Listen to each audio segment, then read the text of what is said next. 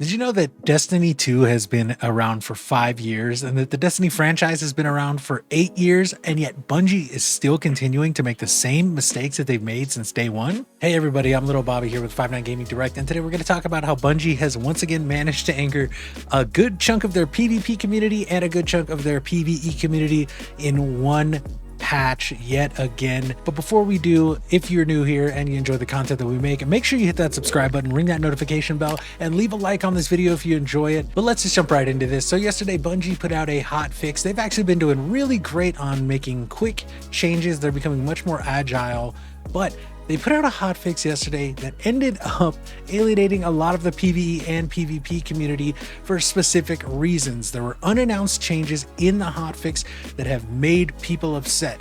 The first one was that the Loreley Splendor Titan helmet, which is regarded as the best Titan exotic armor piece in the game, got a stealth nerf. And this nerf took it down from the restoration effect going from ×2 to ×1. Now, what does that mean? That means that the healing you would get from the helmet, which was kind of a little overtuned, I will admit, is now put back down to about half of what it was before. Personally, I think this is a great change because this Loreley Splendor helmet, while I used it all the time and every person I know who played a Titan used it all the time, it was definitely overtuned.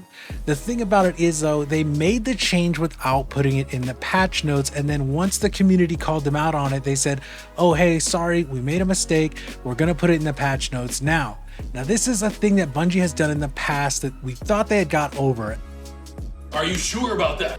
And I understand that Bungie is really concerned because within the last year or so, people have been getting really crazy with their treatment of the devs, or with their treatment of the community managers, to where developers are getting death threats over a video game. Not cool, Destiny community. But that being said, that doesn't mean that Bungie should shut off communication when they think that some kind of change to a weapon or armor is going to make people upset. And I think that's what they were kind of going for here. They were hoping to slip this change in under the radar so they wouldn't have to deal with the blowback from making a change to such a widely loved Titan armor piece. Since the Solar 3.0 changes, the Titans have had a really great kit where they can do tons of damage, have their abilities up all the time, and even heal themselves to an insane degree, especially with the Loreley Splendor helmet that pops a sunspot whenever you're critically wounded. That sunspot gave Titans an insane amount of recovery, so that basically in almost any content, once they got that helmet perk to proc, they could not be killed. It was very, very hard unless something happened to do a burst damage amount that was over 300 health or something crazy like that. They couldn't be killed in normal PvE activities, going up to even dungeons and raids. It was hard for them to get killed by ads firing at them, or even bosses firing anything but their huge AoE stomp attacks. And even then, sometimes Titans could survive that because it would leave them with just a sliver of health, and they would be able to recover their health in just under a second, which is pretty crazy amounts of healing, and that healing could not be interrupted. So they were basically unkillable in anything but the highest level content, and again only with extreme burst damage. I felt like that was overtuned, and I'm glad to see it, but I don't think Bungie needs to be making these changes unannounced because it's just going to upset people and make people go, why are you trying to hide changes from us? Especially changes that make us have to change our entire builds. Some people feel like now the Loreley is worthless, but I don't think that's the case. I've still used it since this nerf, and it is still incredibly strong. It's just not as strong as it was. But obviously you see a lot of Titan mains especially being upset that one of their favorite armor pieces has been nerfed. Now the other thing that happened is that Bungie has added quitter penalties to Control. Now, Control is the basic PvP Crucible mode that is kind of highlighted when you open up the PvP Crucible menu. You see it in the top middle. It's the biggest icon. Doesn't matter what else is going on with the exception of Trials of Osiris and Iron Banner. All the other modes are kind of shuffled along the bottom. They're smaller, but Control is the big main one. And Control has long been the casual game mode. You go in, you just play some matches. Maybe you play that for your weekly reward, and that weekly reward requires you to play 3 matches. Well, the thing about Control is that it's supposed to be the casual game mode, right? You're supposed to go in, have fun, be able to test new builds. And Bungie not too long ago put in skill-based matchmaking into the arena. And actually, I was kind of worried about that first of all, but I've been playing it and I feel like it's a lot more fun than the matchmaking used to be. I'm enjoying kind of testing my skills and seeing what I can do and get away with. If I can play with non-meta loadouts and do well, I feel like I'm actually getting better at the game. And so my opinion on skill-based matchmaking, while it does create some connection issues from time to time, it actually has been a rather enjoyable experience for me. And I feel like, you know, a lot of the really high, like top 0.02% players, those guys with like 4.0 KDs, they are having a bad time because connections get really bad at that level. I used to play kind of close to that level in Destiny 1, close that I do now that I'm, you know, 5 years older, but I can definitely understand why top tier players would have an issue with that. I did not enjoy it very much in Destiny 1, and I can understand why they would not enjoy it in Destiny 2.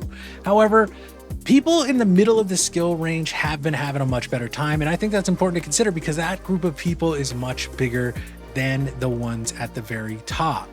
So the skill-based matchmaking thing, I personally think has been good overall. Nope. But the other thing that's been a pain has been that the quitter penalty means that you can't take the casual game mode casually anymore. And what I mean by that is that, you know, we have responsibilities, we have things going on. Last year, I had a dog who was old and sick, and he was on his way to passing. So I would be home with him because I still hadn't returned to work after the pandemic happened. And sometimes he would need to go out. Now, when he needed to go out, I had to get him up and help him because his legs weren't working too well. He was having a problem holding himself up. And we ended up, you know, having to take him out and even help him stand up while he used the restroom. And I can't just do that and have it take, you know, 10, 20 seconds, right? I can't let him out because it was an apartment complex. We didn't have a backyard or anything. So I had to help him out, take him over to the grass, make sure he was able to do his business. And when that happened, I had to quit a match if I was playing it.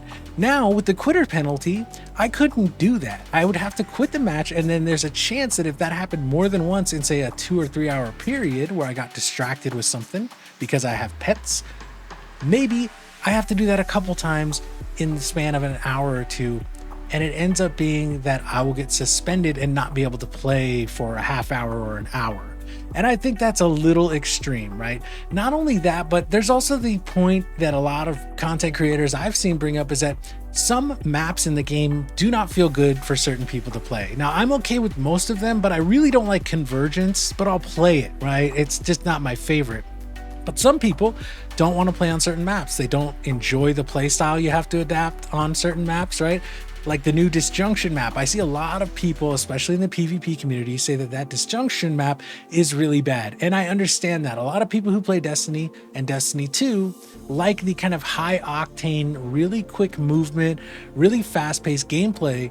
And some of these bigger, longer maps that Bungie has brought back recently and create a sort of meta where people will stay back with long range weapons like scout rifles and pulse rifles. And for those people who enjoy that fast paced action, it is not fun to stand in the back of a map trying to peek shot someone with a scout rifle. I can definitely understand that. And if you don't want to play a certain map, you shouldn't have to, right? That's why games like Call of Duty and Battlefield have had map voting for a decade at least, right? You can go in and when you're playing the PvP, you can vote on a map, and if everyone votes on a map, or if you see a bunch of people voting for a map that you don't like, right then and there you can bail on the match and it'll stop, find someone else to fill that. You don't get that in Destiny. It's not until the map is loaded that you even see what map you're going to be playing on. And so by that point, once you're there, you're loaded into the match technically, and you cannot quit out because it's a map that you don't like. This has obviously angered a lot of PvP players.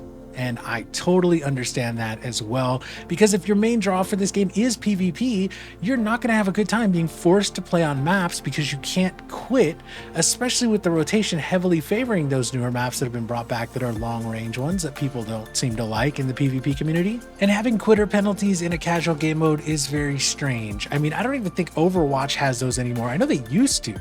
In their arcade modes, they used to have a quitter penalty if you quit too many times.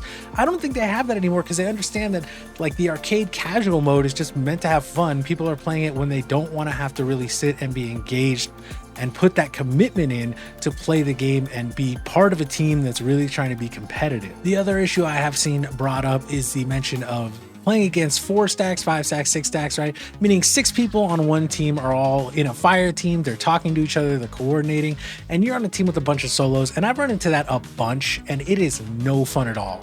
I will say that personally, if I run into a 6-stack, I'm just going to quit the match because I know that with the skill-based matchmaking, those 6 people who are communicating are going to be around my skill level, and I don't want to have to play against a team where I know I'm going to lose because they have the communication advantage. People don't want to necessarily have to talk and take it seriously like these teams are in a casual game mode. And I don't think it's fair to expect people to stay for a match like that because it ends up creating just this resentment of the mode itself, and people are just going to stay away from it altogether. But this change has been one of the biggest things I've seen people unanimously as part of the PvP community get upset with. And I think it's fair because you shouldn't be expected to have to complete every match in a casual game mode. Things come up, and the reason we play casual game modes is because we know that if something does come up, hey, I can just hop out. It's no big deal. People are just playing this to have dumb fun. But when it gets treated like a competitive game mode, I think that that is a bad choice, a very bad decision on Bungie's part. And I think it's something that they need to revert. For the time being, they have reverted it because they say a lot of people are getting disconnected because of week-long maintenance that's happening. But I'm personally hoping, and I know a lot of PvP players are hoping, that that change gets reverted completely because it's absolutely unnecessary. And it was something that they should have at least floated by more than, hey, we're thinking about it in the future. And then they just implement it a week later without any kind of release or discussion. Again, just kind of blindsiding the community. So what do you think about Bungie angering both the PvE and PvP sides of the community again? We just did a video about this like a month ago because they did it a month ago with the raid release date changes and then the skill-based matchmaking. I love Bungie. I love Destiny. I really want this game to always be flourishing. And I think it is, with Fortnite, the best live service game that is out there, bar none.